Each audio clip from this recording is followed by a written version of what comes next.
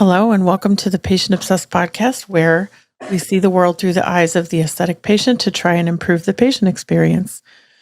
On this podcast, we explore the elements which drive conversions to help aesthetic professionals see more of the patients they want, grow their own audience, and spend less on paid advertising and paid social.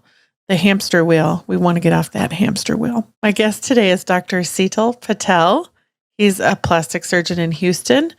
And to me, more interestingly, he's also the founder of AdVital. And on Dr. Patel's LinkedIn, he has a sentence that says he's passionate about patient care and treating them like family. And that is not something that you see on a plastic surgeon's LinkedIn profile very often. He also is, I would say, passionate about using technology in combination to provide exceptional long-lasting results by solving the problems of tomorrow today. He's a software developer and an entrepreneur, and his goal is to improve the efficiency of the practice of medicine. And I can tell you from seeing his platform now twice, that is not just something it says on his profile. I think that he is doing something really special, and that's why I invited him to talk to me about this program today. Do you want to tell us a little bit more about yourself, Dr. Patel? Sure. So I've always been very intrigued by medicine and technology. I have used technology in the past as more of a hobby, but I've seen kind of the bridge between the two for the company for AdVital and what it does to help private practices do better. The problem that you're solving in particular is what? Can you articulate it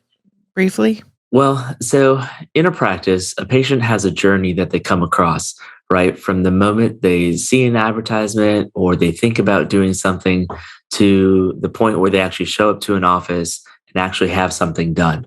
And so what our software does is it helps follow that entire patient journey with the start from advertising all the way to the end of a procedure and then the follow-up after that so that we're not missing any of the touch points required to be the best at what we're providing. I think a lot of people forget that the journey actually begins sometimes many years before they reach the point where they see that ad. And so I try to always remind everyone that it's a really long process, but when they're ready, they're very ready. So it may have taken them 5 years to get there, but when they want to move forward, then they want to go really fast and they want what they want right now. Absolutely. Yeah, absolutely. And I think that's the whole thing, but it's also meeting the patients along their journey, right? And in terms of the messaging, the marketing that goes along with it, but then also helping them overcome their own objections of why they should do something. Because the most common thing that patients say is, I wish I would have done this 10 years ago. I wish I would have just pulled the trigger then. And so it's like for us, in terms of the marketing, it's meeting them at that messaging point so that they can do these things earlier in life. And so they can live their best life earlier, right? For longer. There's no question that finding that happiness sooner is something that people regret, that they waited so long. And the more we can remove those barriers for people to move forward, and I think sometimes it's financial, but also this year in particular, what we've started to see is that people are very worried about safety now in a way that they were less so in the past. Identifying those things and addressing them in marketing proactively is one of the ways that we try to help them move forward faster. But also, you have to be able to track what's working because, and I think back, through the 20 years I've been doing this, how many tactics are on the list now that are required? You're required to have a website. You're required to do Instagram. You're required to be literally everywhere. You have to do AdWords. Now you have to do paid social, and everyone is trying to monetize you to the max and squeeze as much out of you as you can. And I think we've over-indexed on paid and are neglecting what the patient needs to really feel safe and feel comfortable like they know you. So that's something I care about a lot. But what we're talking about here is measuring what's working and what's not working. And I think, if I'm not mistaken, one of the greatest things about that is you can actually give people permission to quit doing things that aren't working by tracking it correctly. Absolutely. And sometimes that's more valuable than trying to find the right thing to do, is stopping the wrong things that you're doing. When you started using your own system, is there anything that you were able to quit doing? because of Oh the yeah, there's lots of things that we quit doing in terms of spending a lot of time on some of the things that we thought that meant something that really didn't. And so we were able to kind of more laser focus our marketing efforts and then also our messaging. And I think being more concise and pointed to exactly what we wanted to do versus the entire breadth of what we could do.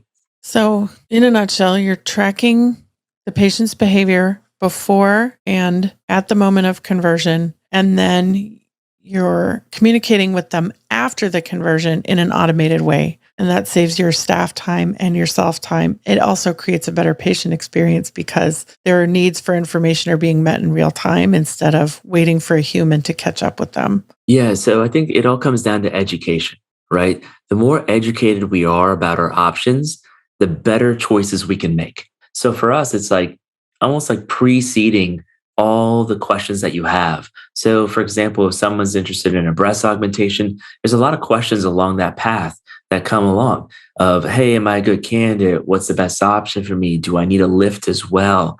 What's my recovery like? Can I breastfeed after it? Can I not? Well, all those questions we can do in terms of a very clean format of whether it's email marketing, text marketing, or videos that we're shooting and putting on YouTube and the other sources that we're already putting out there in terms of Instagram and social media. We take all that and we put it within our software and we have a way to repurpose all that content. And that content then helps educate the patients before they even step into the office. So for me, I'm not actually repeating anything. I'm just customizing everything, right? And that is literally where I'm spending my time as a physician now in customizing that plan for that particular patient instead of all the common details that I'm putting in the messaging to get them educated for what they want to do. Why do you think they don't want to go Google the question? Why do you think that they would prefer to hear it from you instead of just the, 7,000 pages that address that on the internet? Because anybody can put their opinion out there. Doesn't mean that it comes from a board certified surgeon. It doesn't mean it comes from a plastic surgeon. It doesn't mean it comes from somebody that's in that field, right? And so there's a lot of noise out there. And sometimes it's important knowing which avenue you're going to listen to, right? Which newspaper do you read? Which TV station do you look at for your news? And so all that stuff has to align with what your beliefs are as well, right? To say, hey, this is the right place for me or this is not the right place for me. And so I think the branded messaging and being able to customize that for each practice is also crucial because then you're attracting the right patients for your brand. You have the great benefit of having a branding expert in your house. Yes, I do. My wife is amazing. So she's taught me so much in terms of that part of the industry and why that's so important, right? I think marketing creates awareness, but branding creates trust. And I think that's the biggest part of it is I'm going to operate on you. I need you to trust me that I'm going to do the best thing for you to achieve the results that you want to live your best and happiest life. Tactically speaking, like what kinds of elements of your marketing do you think build trust and get people to that point where they reach out? I think the biggest things are videos, right? And I think right now the videos for them to understand and know our personality, because anybody can say anything once, but if you have a consistent message and you have a consistent video platform of what you're broadcasting, that's what is going to build that trust. I think that, when you see a commercial, it's one thing. But now if you see a commercial and that commercial goes to an educational platform where I'm not asking anything from you, I'm literally trying to help you diagnose the problem and give you an outcome-based result, right? Of a whole plan for you along your journey to get you over whatever's bothering you. I think that's where marketing is right now in terms of video and text marketing. Those are the two things that are working right now. I think another thing you have going for you is that your visual appearance, the stuff that we can find on the internet, looks different. And having built a few hundred websites in my life for surgeons, I can tell you that they all start to look the same. And so, it's human nature. We try to find shortcuts to do things faster. So we look at what the other successful person has done. But over time, everyone starts to copy each other and no one's doing anything differently. And then someone will break the mold and do something innovative, and then everyone will follow that. And this happens a lot. And your site Mhm. it has the elements the patient needs still, but it does look different. And it has those branding elements that are important. And that does build trust. I like to use the analogy of a mirror, that if they can see themselves reflected back in your marketing, if there is something they can latch onto in what they see visually, they feel like they're in the right place. And that's why video works so well, right? Yeah, I agree. I think it comes down to identity, right? When I'm comfortable in the identity that I'm in, it makes you comfortable in the identity to reach out, right? To do the next things, to be like, okay, well, yeah, you think about sports, right? Kobe Bryant took a lot of input in from all the greats that were out there to become even greater at what he did. But it was the identity and the attractiveness to that identity. And that's what that like attracts like, right? It comes down to those same kind of sayings that are out there. And that's the same thing from a practice. It's like, I have to know the identity of what I enjoy doing, what type of patients I enjoy treating. And then that is going to attract them back to me. But the only way for me to get that out there is a combination of all this marketing. And a lot of it now is video. And then the next piece is, like you mentioned, our website, the other parts of our social media, of what you choose to put out there and what you choose not to put out there as well. Right. And then the text messaging is the other piece of it as well. Texting is very difficult, and it's been made unintentionally difficult sort of by the tech stack that most people operate under. So what I mean by tech stack, for those who have never heard this Seattle tech lingo before, is you have the foundation of your tech stack would be your EMR, your Next Tech, or something similar to that. There's several others like Patient Now, Aesthetic Record, Simplast. You use Next Tech, right? Yeah, I use Next Tech, but it just depends on what you're comfortable with and what you built out to work for you in terms of the foundation of the medical side of it. The bottom of the stack, then you start layering things on top of that. And the longer you've been around, probably the harder it is to change things in that stack. So you might have Constant Contact, you might have Podium or Weave, or have tried to solve the problem of texting, but none of these systems really talk to each other well. What thoughts do you have about the stack in general? And can you tell us what your stack is? Yeah, sure. So a tech stack is complicated, right? Because you don't know what you don't know. And you don't know like the limitations, and you don't know if it's going to talk to the other part or not. And you don't even know if it needs to, right? When you start out. I started my practice 5 years ago, went through a bunch of different softwares and struggled with that whole process, so much so that that's why we had to create AdVital, right? As a solution for it. For us, the EMR that seemed to work the best for us was Nextech, having a facility and also having plastic surgery practice. And then layering on top of it is wanting to have all the ability to do everything else, but that wasn't disjointed, that all like spoke to each other so it can work in conjunction. Because each one of these things independently may give you a 1% to 2% change. But when you put them together, it's not just adding them together. It's like exponentially increasing those conversions of what you're doing in terms of the energy you're spending to then the throughput that you're getting. So for us, all we have for our tech stack is Nextech and AdVital, and that's it. And then the other part, that we have a marketing agency and a media buyer that does the other part that makes our website, and that helps us continually change our Google ads in terms of AdWords. A tech stack without AdVital, and what would that look like for someone that was using Nextech and several other things? So before, like, we had to have Nextech, and then we had Next Patient, and then we had MailChimp, and then we had Constant Contact, and then we had Clara for the text messaging. And then we wanted to monitor the leads, and we had My Med leads, and we had this whole conglomeration. None of it talked to each other. None of those got reviews either. So how were you? Yeah, and then there was Bird Eye as well. We also, put all these stuff together of doing these things because we wanted to have all the abilities to run a private practice nowadays, right? And that's where, like, there are some core principles in terms of, everyone has to have a website, right? That's pretty much a standard thing that everybody knows. But, to some people, can you just get away with having a landing page? Well, possibly, right? If your landing pages are done appropriately, do you really need a full out website?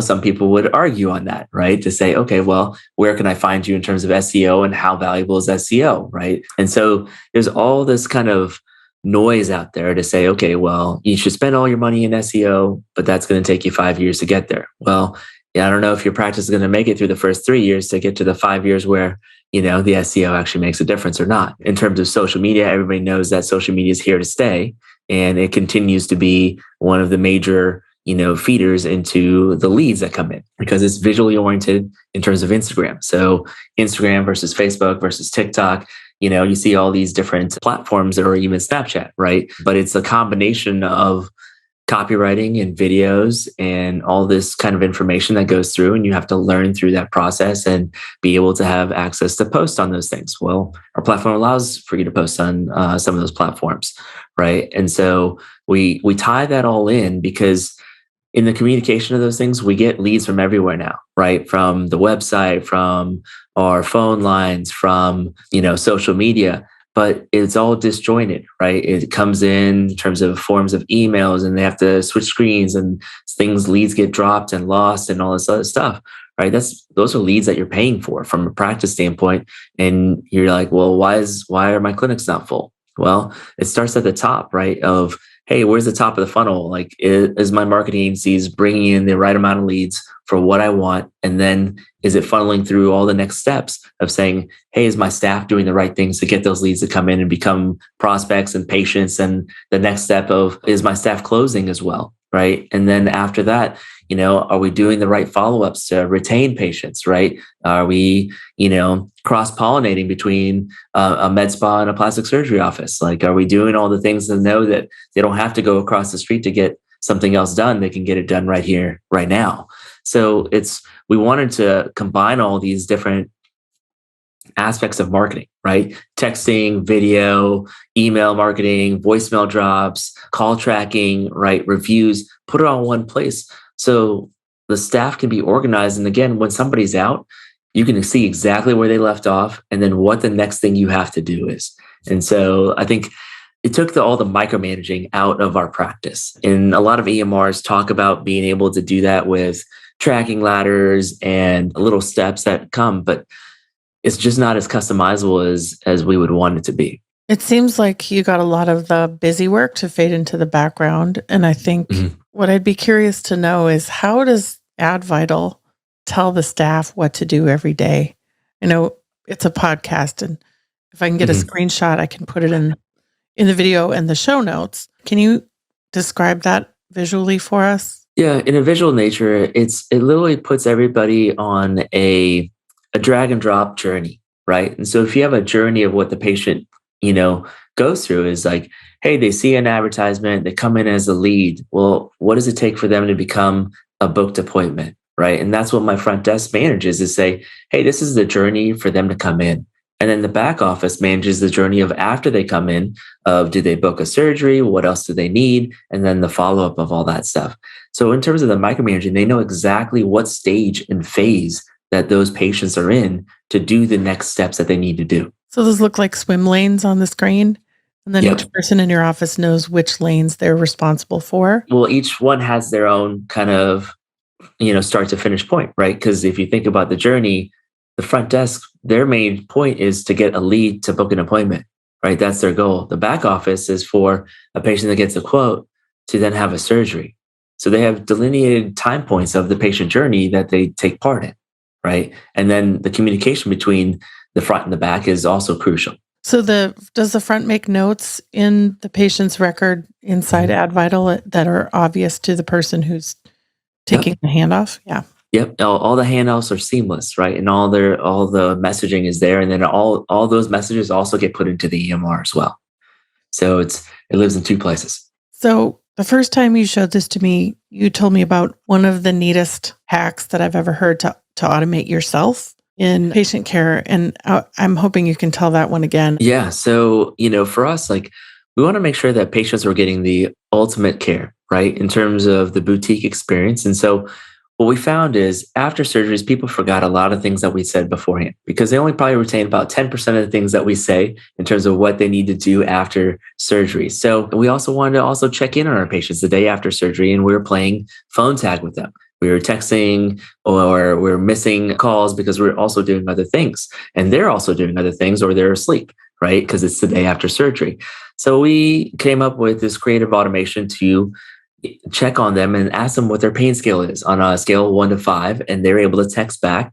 And once they text us back whether their pain's controlled, and that means a 3 or less, then it would send an automated message, and it would also drop in all the common questions that they ask us. Hey, when can I shower? When can I lift weights again? Can I use perfumes? Can I use ointments? How do I sleep? All these normal common questions that we're having to repeat ourselves all the time. Now it was dropped into an animated format, right? These little cartoons that go over what they should do, when they should call us, when all these little processes. And then also for the people's pain that's not controlled, we're able to drop them exactly what we want them to do, also with those post-operative instructions. And it also notifies my staff to call these people, because if there's any other questions or anything else that we need to know in terms of becoming aware of, then we're able to talk to them about it. Now, the other part that was interesting is that once we started doing this pain control part, is that if their pain was controlled, about an hour after that they responded that their pain was controlled, we actually sent them a review request, because we wanted to know what their experience was, what the hiccups were, or like what they're happy about, right? And most patients,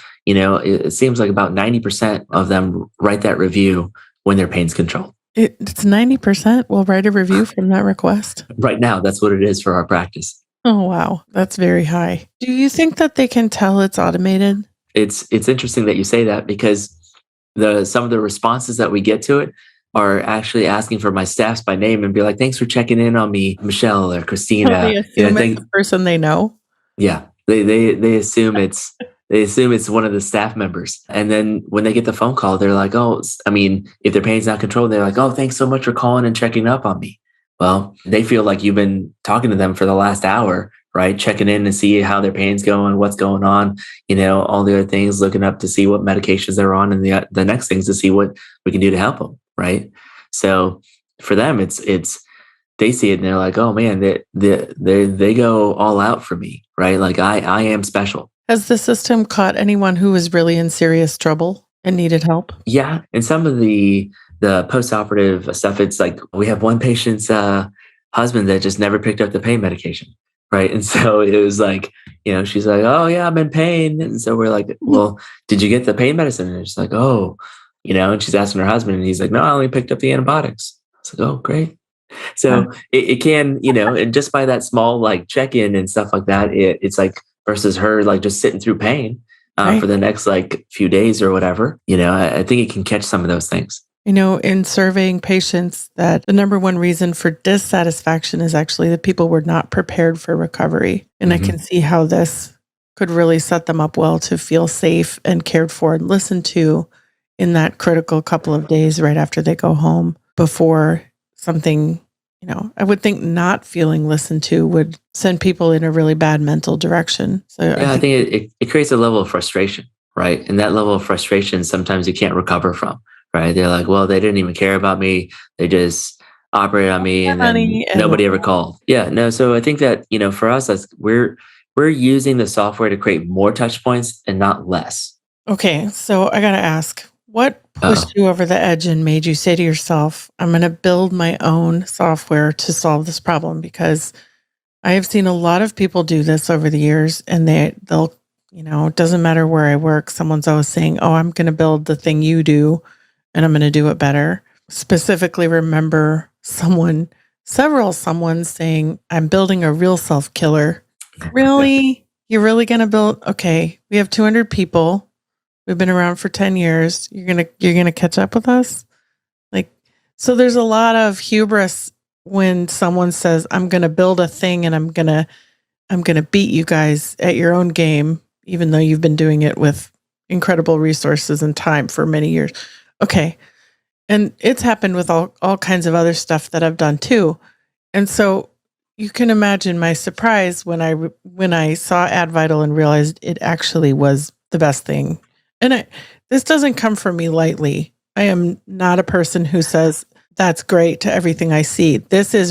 You're here because I really do think you're doing something very different and doing it really well. So I'll stop with my commercial for you and let you appreciate answer it. the question. No, it's a great question, right? And so, I think like anything, like the pain has to become so great that you do something about it, right? And for me, I just did not like repeating myself. And then with all the great resignation and staff changes and all this other stuff that was going on, I could see the writing on the wall of, hey, I need to just hire people that can think. I don't want people to just do the repetitive work just because it's repetitive work, right? There's got to be a better way, right? And if you look at what like Elon Musk and Warren Buffett and all, like they have a commonality, even though they live at both different spectrums. They both think that anything that is repetitive will go away in terms of a job.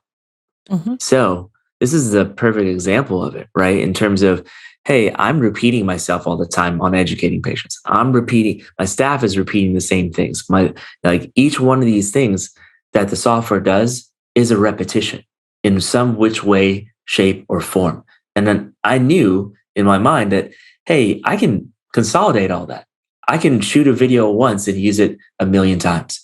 I can literally put the messaging out there of how I want to say it, how I want to talk about it, write it down once, and it reach 10,000 people of all the future patients that may come in. So for me, I just looked at it as I'm going to spend more time getting to know my patients and less time just educating them on the basics. But it's some of those things of like the frustration of having to go on repeat, the frustration of wondering what part of my marketing is working, right? Being sold a bill of goods in terms of marketing agencies and click-through rates and, how many impressions I get, but it didn't add up to telling me how much revenue did this create? Am I running in the right direction, right? Anybody can run, but if you're running in the wrong direction, your practice will not succeed. You will not make an impact as you wanted to when you first started out having the dream to be the provider you wanted to be. I think that one of the other big factors here is the marketing agency is going to filter and spin what they want you to see so that you don't leave or recognize that there are things falling through the cracks all over the place. And so owning the data on your end is something that I am super passionate about. And maybe that's why I like what you're doing so much, is that you're in the driver's seat with the data and you own all of it from end to end. And you're measuring the performance of any marketing agency channel with real numbers. Yep. No, I think that you bring up a good point, right? And it like leads into like Web 3.0, right? Web 3.0 is all about owning your own data, because I think what everybody learned from Web 2.0 is that when somebody like Apple cuts off the data that feeds into Facebook, now all of a sudden Facebook ads are not working as they once were because it doesn't have the data, because now Apple owned it. And so our platform allows you to own your own data because you are able to see what pieces are working and what marketing efforts are working to then run in the right direction. You just also nailed why I love podcasting so much, because nobody can own it. Like there's no one platform that can say you have to be over here. Yeah, and that's like it comes down to all owning your data, right? Like that is Web 3.0, which is owning your audience. That's where we're trying to go, and that's how you spend less over time. I used to do this drawing on a napkin, and I can still do it. I mean, it's not easy to do on a podcast, but I feel like at the beginning of a private practice career or business, you have to invest a little more. And what we're all working toward is a day where you have built up enough content and enough of your reputation and enough of your brand that you can spend less. And if you make it to the middle of your career and you're still spending too much because you haven't done the right things in the beginning, you actually have really damaged the trajectory of your business over that first 10 or 15 years. What were some of the challenges in the beginning when you started building the software that you did not expect? I think the biggest thing is that since we do so much, it was taking a step back to be like, okay, when we did this, I mean, it was a lot for the staff too, right? To be like, okay, well, we're gonna take on this software. We're like, wait, it does 100 different things, and you're like, where do I start? And so I think part of that is like, I knew since I built the whole thing, and I'm like, we do this, right? But I had to kind of slow it down, fractionalize it, and make it digestible, right? In terms of a process of, hey, what pieces of the software make the most sense to start? And then once you start it and you see how it just simplifies everything and simplifies each role in your practice, then all of a sudden you see the beauty in it, right? Then the adoption phase is like, immensely high. And I think that's something that I didn't see because I was more so of like, hey, well, it does all these things. Let's just do them all, right? And I had to step back and be like, no, we're going to do this one piece here. Then next week we're going to do this. Next week we're going to do this. Next week we're going to do this. And then at the end of the 4 to 6 weeks, now it's humming in terms of a machine. So you do sort of a staged onboarding? Yeah, we do a completely staged onboarding because as it continues to free up their time, then they wonder what they're gonna do with it. What's the next thing they're gonna do with their time? And that's really the next week when we give them something else to do, and then we give them something else to do because I'm reprioritizing their time from the repetitive tasks to the tasks that require them to think. I recently had the experience of listening to inbound phone calls Mm. for a practice. And what surprised me in this was there was sort of a desperation on the part of the callers, almost across the board, to bond with the person they were talking to on the phone. And in this case, there was kind of a disconnect between the way the caller was approaching the conversation and the way the staff was. And so what I'm hearing you saying is that you wanted to free your staff up to not follow a script, to have enough intel before they get on the phone. Is that something that they have before they talk to someone? Oh, absolutely. And so they know exactly what their procedure of interest is. They know exactly what the questions. Sometimes it's hard to delineate some of these questions by a phone call. And that's where like the texting back and forth is so crucial, right? And so once they'll tell you a lot of different things in the text message that then you have elaborated in the other part. I mean, I think we had one patient that texted, wanted a breast augmentation, and then in the text message, you're like, please don't tell my husband, right? And I'm like, but it tells you a lot of like what stage and what phase they're in, right? And I'm like, well, your husband's eventually going to find out if you do this, right? So it's like there's a whole mentality and mindset stuff that we're going to have to talk about beforehand, which means that's what the staff is talking to them about. Of like, hey, so what's going on, right? Why do we not want to talk about this, or do you? Is this something only you want? Is this something he wants you to do? Whatever, because then it helps us treat the right patients, right? It helps us know that we're doing the right thing for the right reasons. How do you make sure your team has enough time to talk to people without rushing them? Well, that's where all the automations come in, right? And so in terms of the automations of replying, it automates the response time to decrease it to less than a minute versus the 2 hours it takes to respond to a lead, is to let them give them information, give them some content, and it buys the staff a little bit of time to actually have those phone calls, to have the meaningful conversations, right? And I'll tell you like where it showed up the most for us. It showed up in the reviews. And you're like, what do you mean in the reviews? Well, they started actually mentioning each one of our staff members by name in the reviews.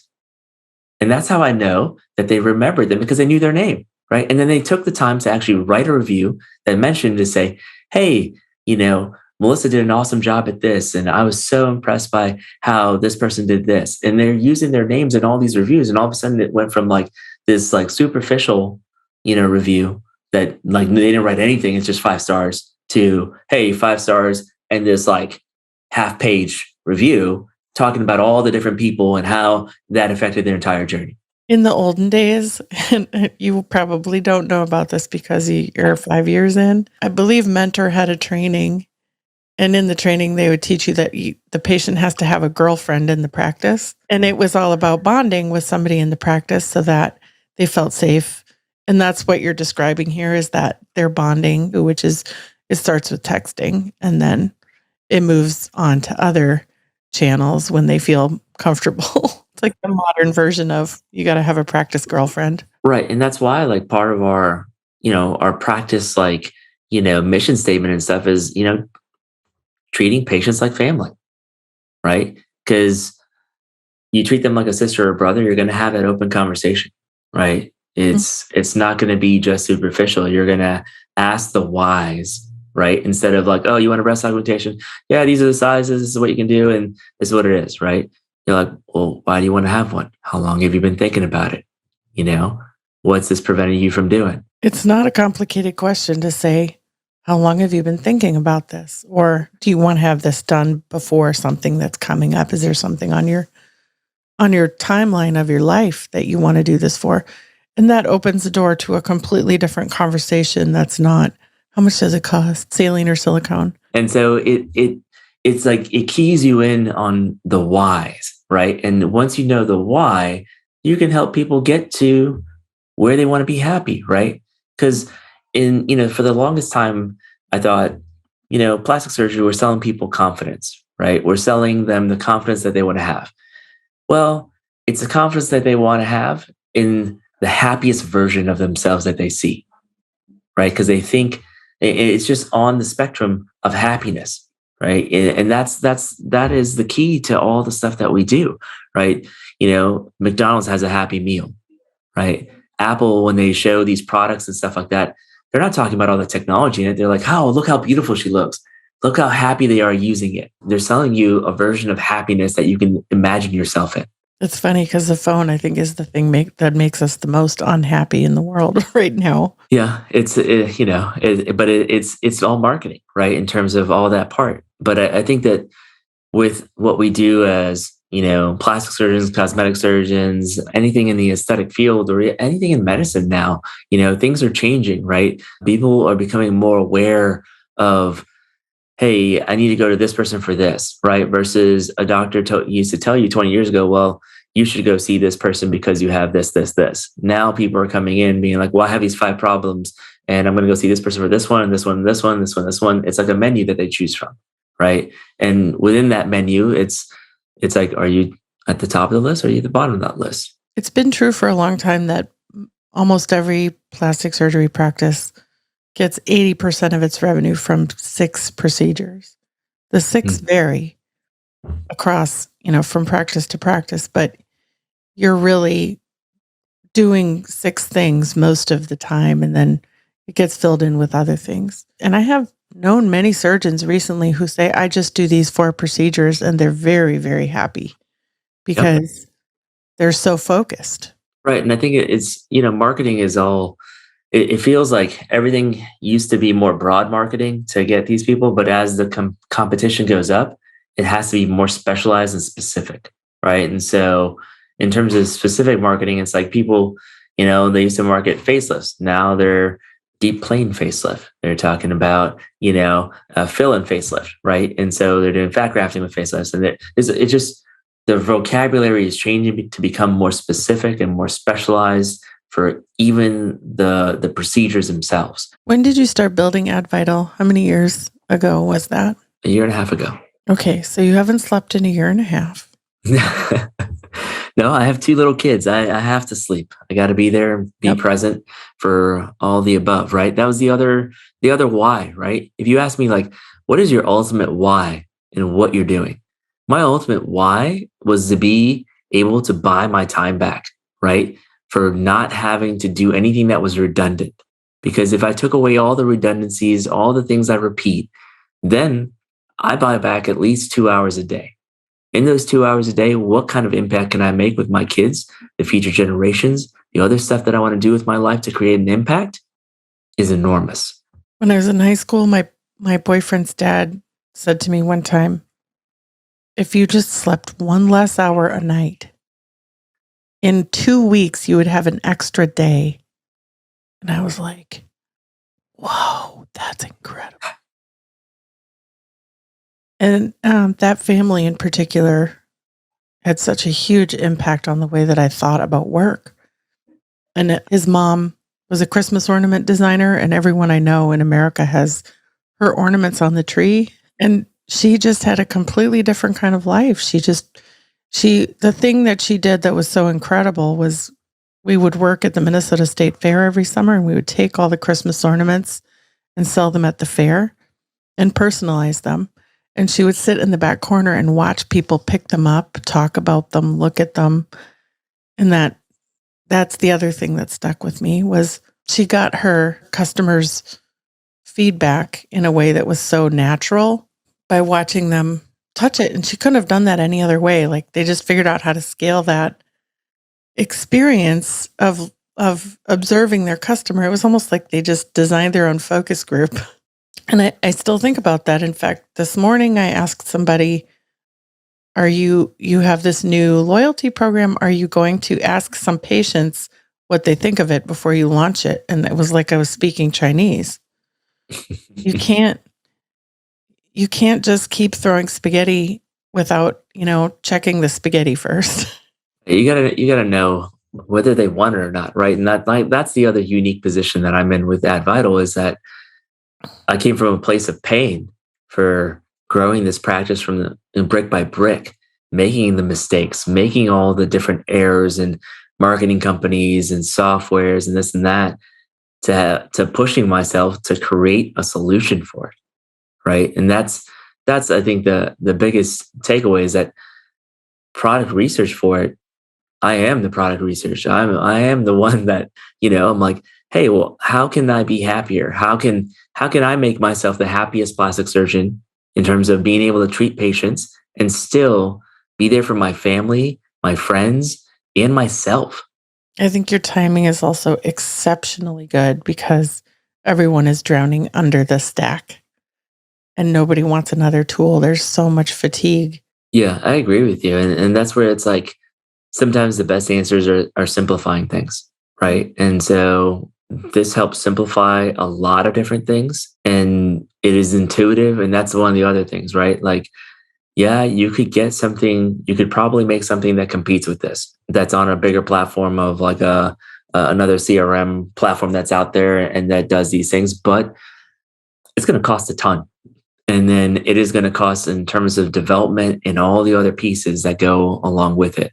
So I think that, the major focus of all these other software companies has been larger hospital systems, bigger businesses, and that. And for me, I was just trying to survive, right? In terms of COVID and a practice and a family and as a person, right? In terms of doing the right thing that I thought was right and what I'm passionate about, right? The things that light me up is patient care, is talking to them. It's not doing the notes. It's not all the paperwork and all the other stuff that goes along with it, right?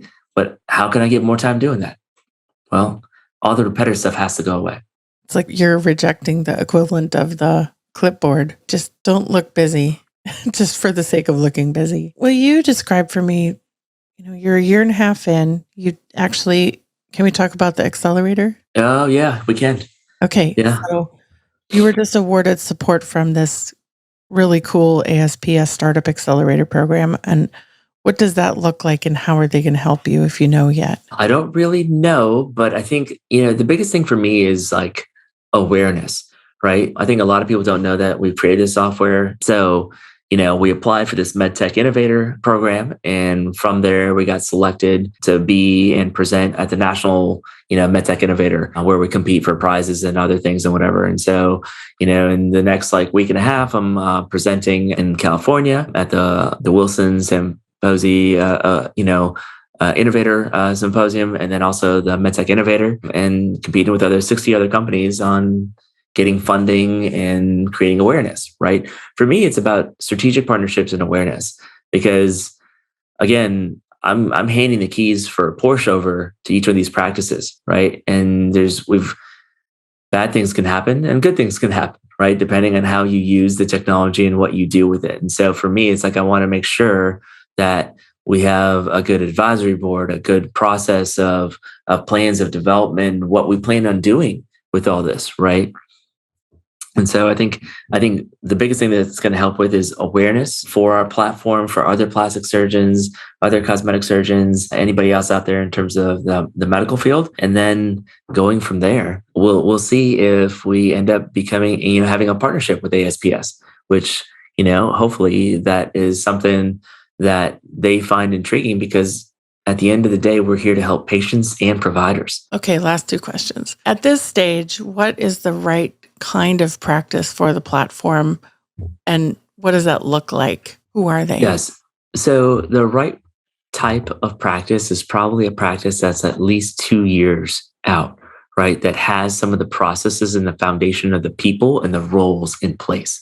Because I can provide you a Porsche, but if you don't know how to drive, you don't know what to do with the Porsche. And especially if you don't know how to drive stick, right? And you don't only know how to drive automatic. So there's a couple of things that go in. So it's like at least a practice that's 2 to 3 years out, and then at least has 5 to 6 employees, right? If it's a mom and pop shop that's only 2 people, it's really hard to do and use the software in all the full nature that it can, because there are roles and there are things for it, and then it will become too much for just one person.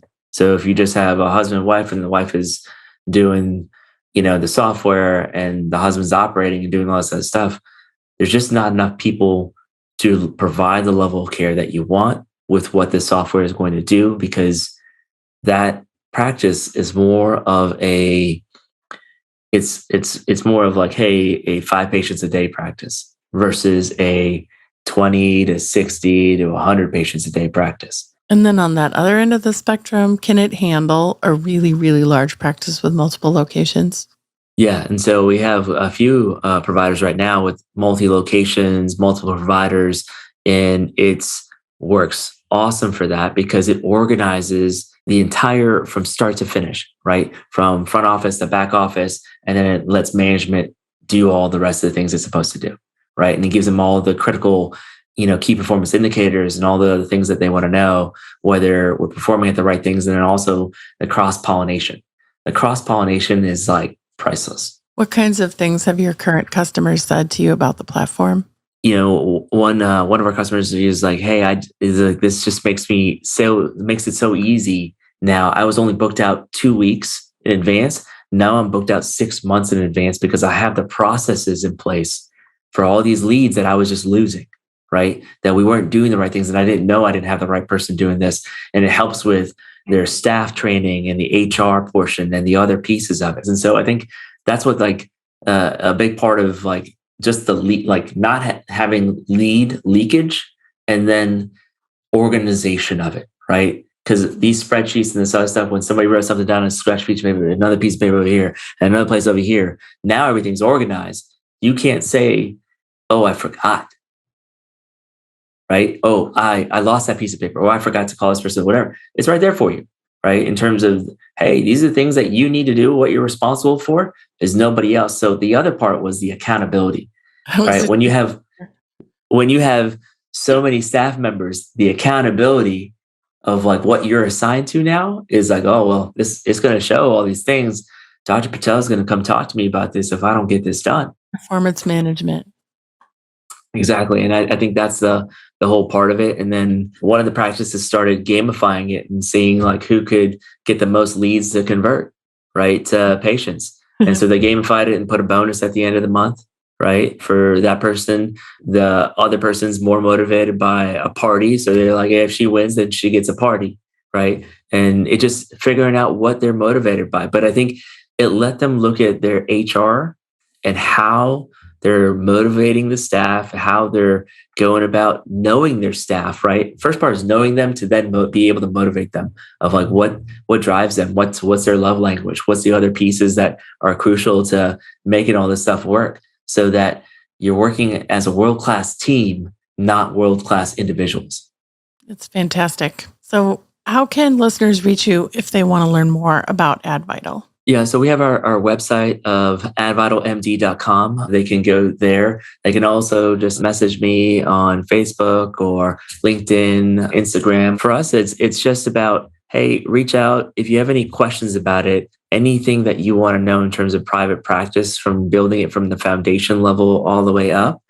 We're happy to talk to you about it, right? I give free advice all the time on all these demo calls, even if they decide not to use the software. And again, I'm qualifying them as much as they're qualifying me for a product fit. And that's how I want to maintain my reputation. I see we can book a demo right on the website, and I'll make sure that I put that link in the show notes if you're interested in reading more and reaching Dr. Patel there. And there's a nice video that also shows you what it looks like. It's a beautiful beautiful piece of software, is very well designed and easy to look at and not cluttered or complicated. And I think when you have staff of varying, especially if you have staff who are of varying degree of technical skill level, that this would work across the board for everyone. It's not going to confound them like some other systems that I've seen that are very hard to look at. Yeah, I appreciate you, Eva, for having me on the show, and, excellent questions. Again, happy to chat and talk to you anytime about anything. Yeah, you're not done with me. I'm going to come back and find out how we're doing. Sure, absolutely. If you're listening today and you've learned something from the show, if it's helped you make a decision or think about the way that you take care of patients in a different way, subscribe to our newsletter at theaccess.io. I don't send a lot of email, but what I do will be very useful and very helpful, I promise. Tell your friends about Patient Obsessed and write a review of the show on Apple Podcasts or wherever you're listening. We love reviews and we want to hear from you. If you want to be on the show, reach out to me at hello@theaccess.io. That's HELLO@THEAXIS.io, as in Axis of Eva. And we will see you on the next one. Have a great day.